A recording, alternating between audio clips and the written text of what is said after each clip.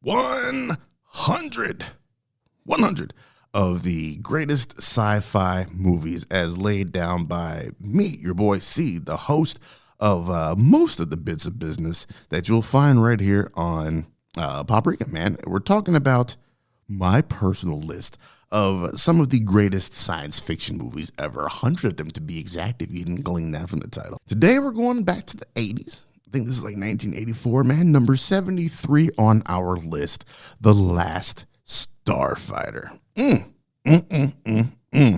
Directed by Nick Castle, a man whose name I'd never heard of again.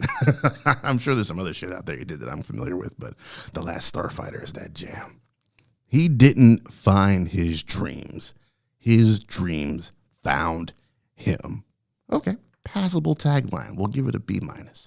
A video game expert, Alex Rogan, finds himself transported to another planet after conquering the last Starfighter video game, only to find out it was just a test. He was recruited to join the team of best Starfighters to defend their world from the attack.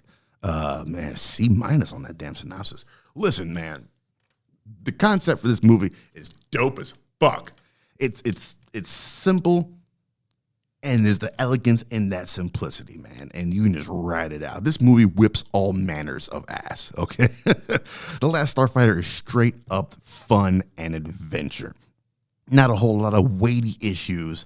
Not a whole lot in the way of themes, with the exception if there is a main theme of this. It's when the opportunity comes your way, you better fucking seize it before it passes. And that's what Alex eventually does after that classic, refusal to call part of the hero's journey.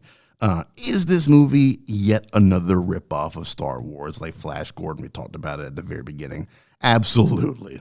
A guy is set in a backwoods spit of land with dreams of bigger things, has the opportunity dropped right into his lap by the way of an older man who whisks him away to a larger world. His friends almost literally go to Toshi Station while he's forced to stay behind and work. Do the effects hold up? Of course not. It's made in the 80s, but this is like one of the earlier pioneers of computer graphic or computer generated images in movies. So of course it's going to look dated. But does this movie still hold up as, as a fun adventure? 1,000%. Yes, 1,000%. This movie was shot in 38 days, people. That is batshit insane to think of how quick and dirty this shoot was, and it doesn't look like it, man. So shout out to Nick Castle, man. That motherfucker had to have come prepared because this movie looks fairly polished, man. It zips and it moves. I know people, look at you here, film Twitter, that like to bitch and groan about remakes. We even have a whole show on this very network dedicated to remakes. Looking at y'all, shout out Refried Scenes, Carol and the Mighty Mia. But my policy has always been remake movies that are dope, but were limited by the technology of their time.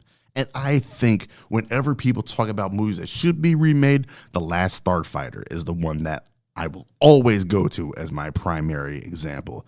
It is ripe for a remake with today's technology. Don't try to gritty it up, man.